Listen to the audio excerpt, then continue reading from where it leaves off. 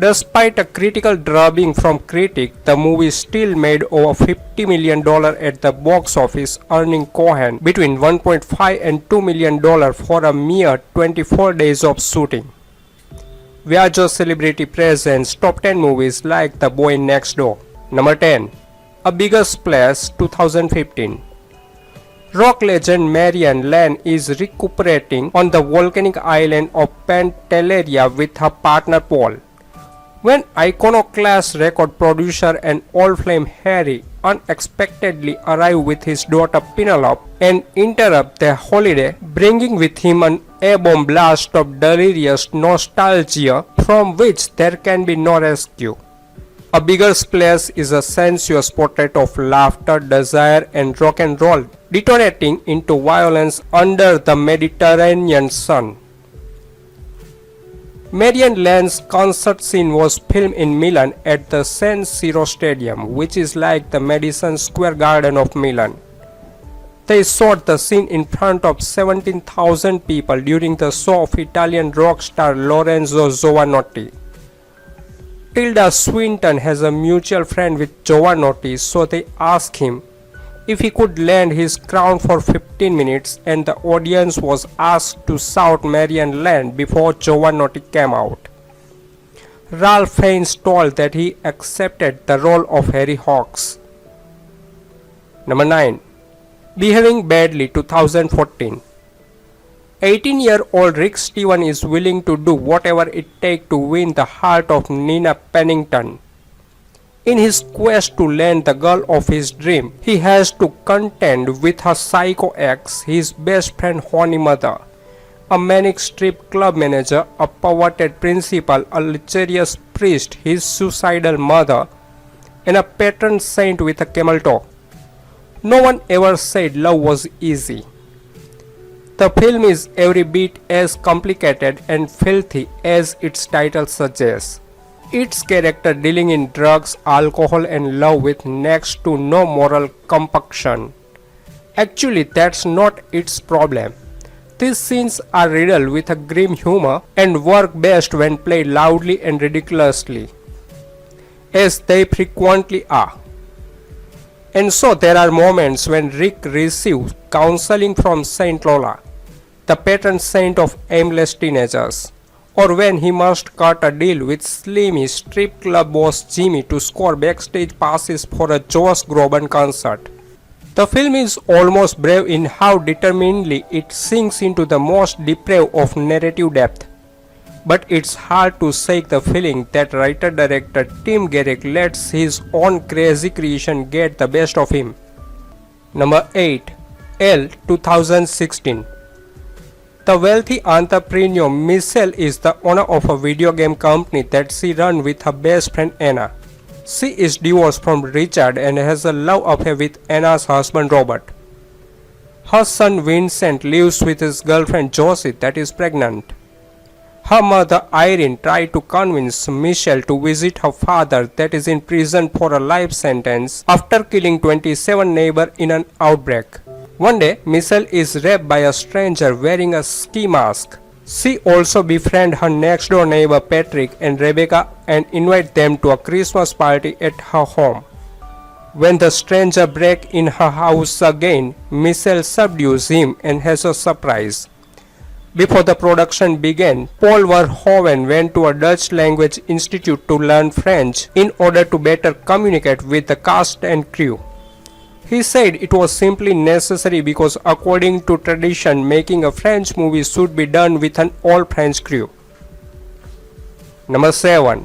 50 Shades of Black 2016. An inexperienced college student meets a wealthy businessman whose love practices put a strain on their relationship.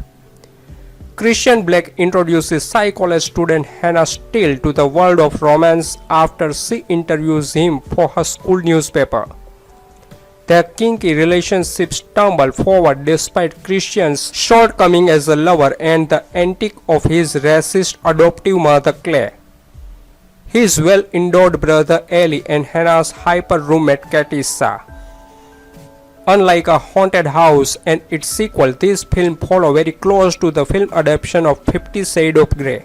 The poster of the cast between a woman's leg is a spoof of the iconic poster for the Roger Moore Bond film For Your Eyes Only. Jane Seymour started in Roger Moore's first Bond film Live and Let Die. While Christian Black has Hannah tied up and reading to her, though the title of the book is covered, the art cover is that of 50 Shades of Grey. He commented that the book is horrible and wonder which third grader wrote it. This film is a parody based on 50 Shades of Grey. Number 6. Good Kids 2016. Andy and his 3 nerdy mates are graduating as students, but feel they missed out on juvenile fun and make a pact to catch up with love and party life during the summer before each attending another Ivy League college. The Lion is first to score via his dojo job as martial arts sensei. Andy's job as country club junior tennis coach, however, is perfect to earn a pretty penny from private lessons, often actually in wealthy bored women's beds, which gets him exposed to the senior staff after driving naked to avoid an early returning husband catching on. Andy still dreams of true love with an Indian internet BFF whom he promised to pay for a ticket so they can meet at last. This is a promising premise, but newcomer Chris McCoy is unable to deliver on the hard-partying fun. The premise is built to be one crazy night movie. Instead, it's all stretched out and it rambles around. There are some rom-com ideas, but they are slapped together haphazardly, although it does lead to a surprisingly great friend-zone conversation. The character and actor are perfectly nice. Brown has his great lanky awkwardness. Zoe Dutch could do more awkwardness to help her character. Number 5. Girls Trip 2017. 4 best friends, the Flossy Paws, have grown distance over the years. When lifestyle guru Ryan Pierce, who is dubbed the next Oprah, is offered an opportunity to be the keynote speaker at the Essence Music Festival in New Orleans, she decided to bring along her friend to turn her work vacation into a girls' trip. Joining Ryan is Sessa, an ex-journalist from Time magazine, who now owns a floundering gossip site and is struggling financially. Lisa, a nurse and uptight mom who has not had a boyfriend since her divorce years earlier, and Dina, a happy-go-lucky, impulsive party animal who was fired after assaulting a co-worker shortly before the trip. While on the trip, Sessa is sent a tip that shows a picture of a black man's head kissing an Instagram model presumed to be Ryan's husband Stuart. The friends are reluctant to tell Ryan, but when Dina spilled the news, Ryan shocked them by telling them she is already aware of the situation and that they are in couples counseling. Nevertheless, when Dina sees Stuart at their hotel, she threatened him with a broken bottle, resulting in her getting ejected and banned from the hotel. In solidarity, all the girls live with her, but the only hotel they are able to get is a sleazy one-star motel frequented by customers or prostitutes. Number 4. Home Again 2017. Alice Kinney is the daughter of film director John Kinney, who made several prominent personal focus films in his life but passed away some years ago. As she hits her 40th birthday, Alice is currently separated from her husband Austin, who has stayed in New York in his role as a music producer, while Alice has moved back into her father's Los Angeles home with her daughters, Isabel and Rosie, to be near to her mother Lillian. Alice is also attempting to start her own interior design business. While out for a drink with her friends, Alice encounters Harry, George and Teddy, 3 aspiring filmmakers in LA, to make a pitch to possible producer after a short film they presented at a film festival received positive acclaim. The movie takes it reverse 3's company set up exactly where you think it's going to go. At one point, one of Alice's friends muses that she has a 24-hour childcare, tech support and love all under one roof. Because the children are around, the dynamics stay as a pallid and PG as it can, with focus being constantly siphoned off into unnecessary subplots.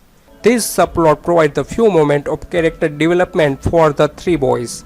But once they are living and interacting in Alice's quaint Spanish-style abode, it becomes clear that the main reason for them being in this movie is to be a plot device. Number 3. MILF 2018. Cecil, Sonia and Alice, three childhood friends, go to the Côte d'Azur to empty the house of one of them to be put on sale. During these few days, they will become the preferred target of three young boys, for whom these single women approaching their 40s are much more attractive than girls their age. Getting ready to play, the three friends will gradually become aware of their power of seduction as a MILF. This is one of those movies where each scene by itself is fine, as are the actor and the scenery. But all those scenes put together make for a senseless, boring, misogynistic story that is not even tied together at the end. All the rest of it was tedious drama and awkward moments that one kept hoping would end up making some sense at the end, but they never do. Another problem with this film is the way it portrays women of as weak, clingy, hung up on men ready to sleep with anyone willing and then getting obsessed with them. The only way a woman, according to this film, can leave a man is when another man takes her away from him.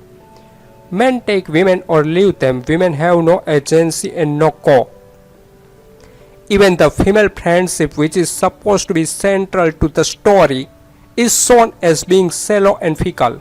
It's not a friendship, it's a tolerance or usage when it's convenient. Number 2.